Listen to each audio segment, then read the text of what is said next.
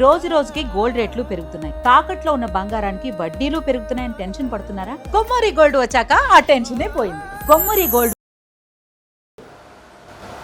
ఇది ఒక కథ అనుకున్నాడు కానీ స్పోర్ట్స్ నేపథ్యంలో కథ అనగానే ఇది స్పోర్ట్స్ మాఫియా ఏరియాకు వెళ్తున్నాడా అని అనుకున్నాం మొదట, కానీ కాదు. ఇది వేరే. ఆయన నెమ్మదిగా ట్రైలర్స్ నుంచి జనాలకి కథను అర్థం చేయించే ప్రయత్నం చేశాడు, ఆడియన్స్ని ప్రిపేర్ చేశాడు. ప్రిపేర్ చేయటం అనేది మంచిదైంది. అంటే జనాలు కథని ఊహించారు, ఇలా ఉండబోతోంది సినిమా అని జనాలు ఊహించేలాగా ఆయన ట్రైలరు అలాగే ప్రమోషనల్ కంటెంట్ డిజైన్ చేశాడు. సో అదే ఉంది సినిమాలో. అంతకు మించి కొత్త విషయాలు ఏవి పెద్దగా తడిమే ప్రయత్నం చేయలేదు.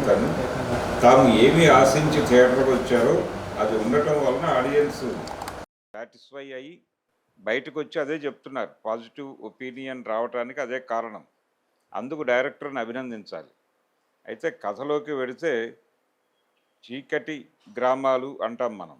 చీకటి గ్రామాలు అంటే ప్రపంచానికి తెలియని గ్రామాలు, తెలియని సమూహాలు చాలా ఉన్నాయి. ఇంకా ఆ సమూహాల గురించి జనాభా లెక్కల్లో ఉండదు, ప్రభుత్వానికి పట్టదు, వాళ్ళకి ఏ రకమైన సదుపాయాలు ఉండవు, ఇవ్వాలని అనుకోరు, వాళ్ళు ఓటర్ల జాబితాలో ఉండరు. ఈ ప్రభుత్వాలు, పార్టీలు ప్రజలని ఓటర్లుగా మాత్రమే చూస్తాయి. వీళ్ళని కనెక్ట్ చేసుకుంటే ఎన్ని ఓట్లు వస్తాయి, వీళ్ళని వదిలేస్తే ఎన్ని ఓట్లు పోతాయి అనే క్యాలిక్యులేషనే నడుస్తుంది పాలిటిక్స్లో. కాబట్టి వీళ్ళని గురించి ఎవరు పట్టించుకోరు. కనీసం వీళ్ళని ఓటర్లుగా నమోదు చేస్తే మనకి ఉపయోగపడుతుందేమో అని కూడా ఆలోచించరు. అది ఒక అద్భుతమైన సీన్ ఉంది సినిమాలో. జగపతి బాబు క్యారెక్టరు ఈ ఊరికి వెలుగు తీసుకురావడం కోసం, దీన్ని ప్రభుత్వం దృష్టిలోకి తీసుకెళ్ళడం కోసం చాలా కష్టపడే క్యారెక్టర్.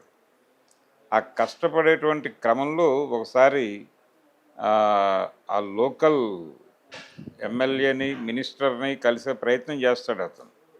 ఆ ప్రయత్నంలో ఒక మంత్రి గారిని కలిసినప్పుడు తను వివరించే ప్రయత్నం చేస్తాడు. అక్కడ ఒక 1500 మంది జీవితాలకు సంబంధించిన ఇష్యూ అనగానే ఆయన ఆగి చూస్తాడు, ఇదేదో కొంచెం ఇంట్రెస్టింగ్ టాపిక్గా ఉంది అని.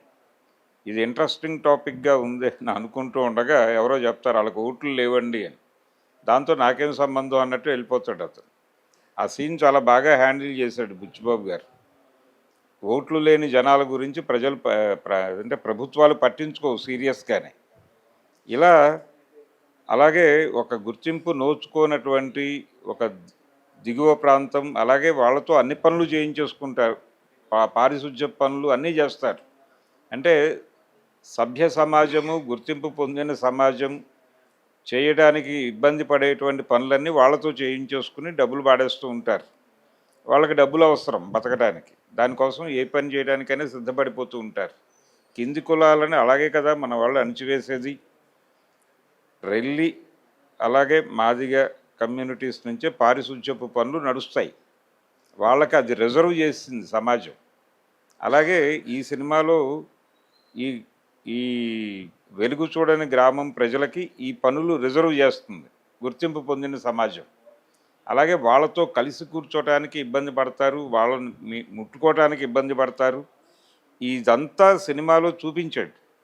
చూపించడం వలన సినిమాకి కొంచెం ఒక ఫ్రెష్నెస్ వచ్చింది. అలాగే కొంత సామాజిక వాస్తవాలను చర్చించే ప్రయత్నం ఏదో చేశాడు డైరెక్టరు. అతనికి ఒక సీరియస్నెస్ ఉంది ఈ అంశాల పట్ల, అలాగే నిజాయితీ ఉంది అని అనిపిస్తుంది. అది బాగుంది. అలాగే తను చేయించుకున్నటువంటి ప్రతి నటుడిని తను ట్రైన్ చేశాడు. తెర మీద ఎలా కనిపించాలి ఈ సీన్ అనుకున్నాడో వాళ్ళకి అర్థం చేయించి అలా నటింపజేసాడు. అది బాగుంది. అది ఫ్రెష్గా అనిపించింది. ఆయన సెలెక్ట్ చేసుకున్నటువంటి ఆర్టిస్టులు కూడా అలాగే ఉన్నారు. కథ కొత్తగా కనిపించటానికి కారణం ఇది. ఆ చీకటి గ్రామాన్ని ప్రపంచపు దృష్టికి తీసుకురావడానికి స్పోర్ట్స్ అనే దాన్ని ఒక వాహకంగా ఎంచుకుంటాడు హీరో. అక్కడ వరకు బాగానే ఉంది. అక్కడి నుంచి ఆయన గైడ్ చేసేటువంటి పద్ధతి, ఆయన ఎలా పెడతాడు, తన ప్రయత్నాన్ని ఎలా సాధిస్తాడు అన్న దగ్గర గెలుపు గెలిచిన వాడి మాట ప్రపంచం వింటుంది అనేటువంటి ఒక తనకి తాను స్వచ్ఛందంగా ఒక లిమిటేషన్ విధించేసుకున్నాడు డైరెక్టర్ గారు. విధించేసుకుని ఎప్పుడైతే హీరో సెంట్రిక్గా కథ నడవటం మొదలవుతుందో అక్కడ పబ్లిక్ అవుట్ ఫోకస్లోకి వెళ్ళిపోతారు. ఇలా పబ్లిక్ని అవుట్ ఫోకస్లోకి పెట్టడం కొంచెం ఇబ్బందిగా అనిపించినప్పటికీ కమర్షియల్ ఫార్ములా ప్రకారం పర్లేదులే అనుకోవచ్చు. అక్కడ వరకు డైరెక్టర్ గారిని క్షమించవచ్చు. అయితే ఈ సినిమాలో తనకు ఇచ్చినటువంటి క్యారెక్టరు పెద్ది అనేటువంటి పాత్రని మొత్తంగా తన భుజాల మీద మోసాడు ఆయన రామ్ చరణ్. ఆ క్యారెక్టర్ని విపరీతంగా ఓన్ చేసుకున్నాడు. డైరెక్టర్ ఏం కావాలంటే అది ఇవ్వటానికి సాయశక్తులా ప్రయత్నం చేశాడు. కొన్ని సందర్భాల్లో 100కి 125% ఇచ్చే ప్రయత్నం చేశాడు. ఆ కష్టం కనిపించింది ఆయన బాడీలో వేరియేషన్స్. ఇప్పటివరకు రామ్ చరణ్ చేసిన సినిమాలు ఒక ఎత్తు అయితే ఈ సినిమా నెక్స్ట్ లెవెల్ సినిమాగానే చెప్పాలి ఆయన పెర్ఫార్మెన్స్ వైజ్గా చూస్తే. డెఫినెట్గా రామ్ చరణ్ చాలా బాగా పెర్ఫామ్ చేశాడు. జగపతి బాబు గారు చాలా బాగా నటించాడు. శివరాజ్ కుమార్ గారు ఆయన అపీరెన్సే ఒక ప్రత్యేకతని సంతరించి పెట్టింది సినిమాకి. అలాగే మిగిలిన క్యారెక్టర్లు కూడా. అయితే హీరోయిన్ క్యారెక్టర్ మాత్రం మళ్ళీ పంటి కింద రాయే.